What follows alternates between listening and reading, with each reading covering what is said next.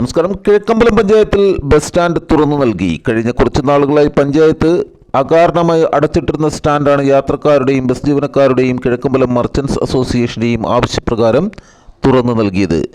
അതേസമയം പഞ്ചായത്തിൻ്റെ ചില തീരുമാനങ്ങൾ പൊതുജനത്തിന് ബുദ്ധിമുട്ടുണ്ടാക്കുന്നുണ്ടെന്നും ബസ് സ്റ്റാൻഡ് അകാരണമായി അടച്ചിട്ടതിൽ വ്യാപകമായ പ്രതിഷേധത്തെ തുടർന്ന് വ്യാപാരികൾ ഒപ്പുശേഖരണം നടത്തിയാണ് ബസ് സ്റ്റാൻഡ് തുറന്നു നൽകിയതെന്ന് വ്യാപാരികളായ സോണി ആൻ്റണി, MT വർഗീസ്, നോബിൾ വി പോൾ എന്നിവർ ചാനലിനോട് പറഞ്ഞു.